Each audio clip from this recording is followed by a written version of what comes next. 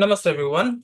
Thank you for joining in yet another video of the series on planetary doshas. And today we'll be covering the most dreaded planet of them all, which is Saturn. Okay. Before we go into the sutra, you have to clearly understand the Kalpurush chart, the houses of the Kalpurush chart, the rulers of the Kalpurush chart, and also the Karakas of the Kalpurush chart, if you have to apply the sutra properly. Okay. And if you want more assistance, please go back to the first video of this topic where I have discussed the doshas related to the sun. Okay. Now, when it comes to Saturn, in the Kalpurush chart, Saturn rules the 10th house and the 11th house. Okay. And if you look at the enemies of Saturn, Saturn has three main enemies, Sun, Moon, and Mars. Okay, to some extent.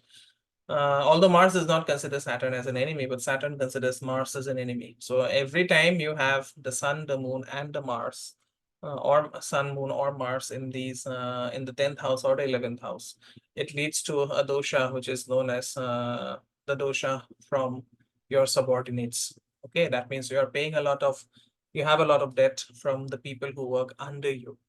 Okay, the people who work for you. Remember, Saturn represents the masses. Now, just to put a disclaimer first, although this is a dosha, remember that Sun and Mars are going to do very, very well in the 10th house as well as in the 11th house. Similarly, Moon does very good in the 11th house. Okay, but then, as I said, astrology is a layered, subject, and there are multiple layers that can cause, a dosha to manifest. Although the initial assessment may seem to be very, very good.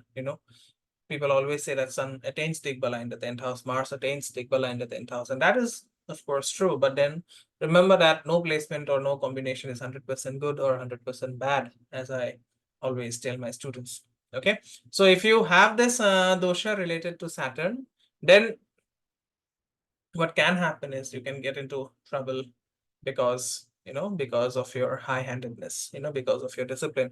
Remember, Sun and Mars, or Sun or Mars in the 10th house, gives this my way or the highway attitude, and that is not considered to be really, really good.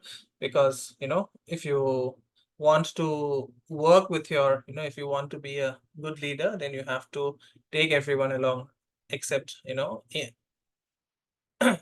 you have to take everyone along whenever you do certain things. Okay, even the lowest, even the lowest ranked worker in your team is very, very important. Okay, and then I've seen people having this placement or having this dosha related to Saturn, that they find it very, very difficult to manage the people who work under them, managing servants or managing your subordinates. Okay, and a lot of people also get into trouble when they buy a south-facing property, because living in a south-facing property is a huge vaastu dosha that can lead to certain diseases of the nerves, certain diseases of certain immunity diseases. Okay, and the other problems that people face is that when Moon goes into the 10th house, these people have the habit of of starting something and then leaving it in midway or leaving it incomplete. Okay, so if you have this pattern, then understand that you are suffering from this depth of Saturn. Okay, so what is the remedy? The first remedy is to, of course, be good to the people who work under you, to your servants, to your subordinates. Okay, that is the first remedy. Then every Saturday try to donate something to cobblers. Okay, that is a very effective remedy that I have seen for Saturn. Okay, try to donate something to cobblers, or if you see someone without footwear, then try to donate a slipper or a pair of shoes to that person, and you will receive the blessings of Saturn. Okay, other than that, please do the nitya karma of your ancestors. If you're into tarpana, please continue doing the tarpana. Even if you don't do tarpana, then at least try to collect the names of your of your 7th generation ancestors, and then pray for their forgiveness. Okay, and another remedy which I have seen to be very, very effective in this situation is to perform a Narayan Vrat or a Satyanarayan Katha or a Satyanarayan Puja during every Purnima Tithi. Okay, that is another huge, that brings a different level of blessings altogether. Okay, so that's about, that's about the dosha of Saturn. And I hope this video has been useful, like the previous videos, kindly subscribe to the channel if you find it useful. Like the content and share it with your friends and family if you think they are going to benefit from this information.